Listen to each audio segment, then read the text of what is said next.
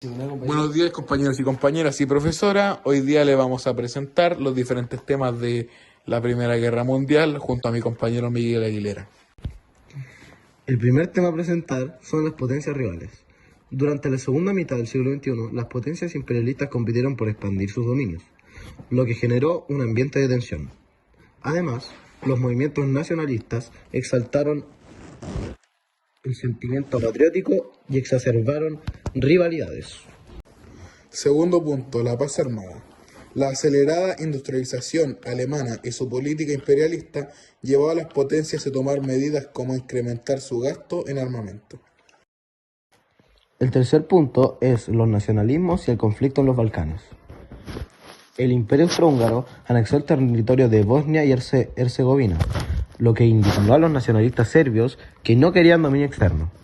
En este contexto, en junio de 1914, un nacionalista serbio asesinó al heredero de la corona del Imperio Austrohúngaro. El gobierno austrohúngaro envió un ultimátum a Serbia, cuyas condiciones no fueron aceptadas así. Austria declaró la guerra y comenzó el conflicto. Cuarto tema, el desarrollo de la guerra. En el contexto de rivalidades entre potencias, estas se unieron en dos bloques. La Triple Entente incluía a Gran Bretaña, Francia y Rusia, y la Triple Alianza, a Austria-Hungría, Alemania e Italia, que en 1915 dejó la alianza y se unió a la Entente. Quinto tema, la propaganda de guerra. Los gobiernos aplicaron medidas para fomentar el patriotismo de la nación, cultivar el espíritu combativo de la población civil, desmoralizar al enemigo y crear la ilusión de la victoria. Esta propaganda hizo uso de medios de comunicación como la prensa o los carteles, y también nuevos medios de masas de la época, como la radio y el cine. Sexto tema, la militarización de la sociedad civil y las pérdidas humanas. El crecimiento de los ejércitos de algunos países ante la guerra fue debido a la movilización para enfrentar la guerra y las bajas durante el conflicto. Lograr esta movilización masiva de tropas implicó aplicar políticas agresivas de reclutamiento de soldados, como la imposición del servicio militar obligatorio y la inclusión de contingente proveniente de las colonias de las potencias imperialistas. Continuando con el tema 6, ahora hablaremos de las nuevas tecnologías.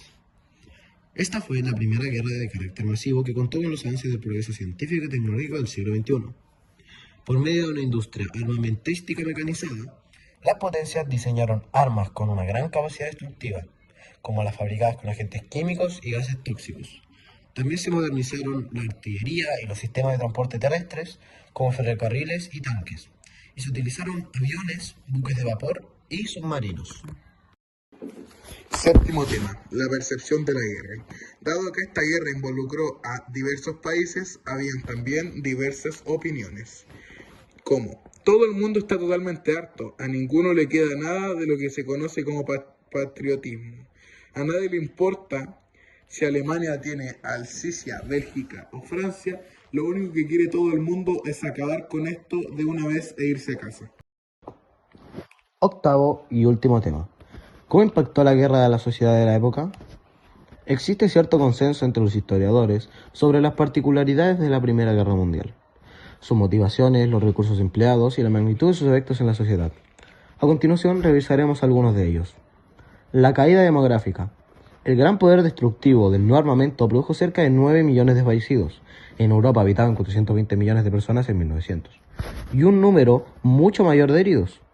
Murieron mayoritariamente hombres jóvenes, lo que provocó una disminución en la tasa de natalidad y en el crecimiento de la población. Punto número 2. Aplicación de una economía de guerra. Debido al enorme gasto requerido para mantener la guerra, los estados intervinieron en la economía. Un gran número de las empresas privadas reorientaron su producción al servicio de la guerra. Por otro lado, hubo control de precios en ciertos productos y diversas políticas de racionamiento. Punto número 3. El descontento de la sociedad civil. En un comienzo, la gran mayoría de la población se sintió atraída por el fervor patriótico.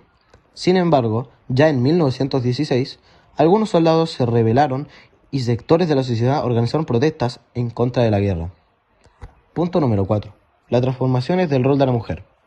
Con la guerra se produjo una masiva incorporación femenina al mundo laboral, y esto se puso de relieve que, si eran componentes para realizar trabajos hasta entonces desarrollados solo por los hombres, también lo eran para ejercer sus derechos.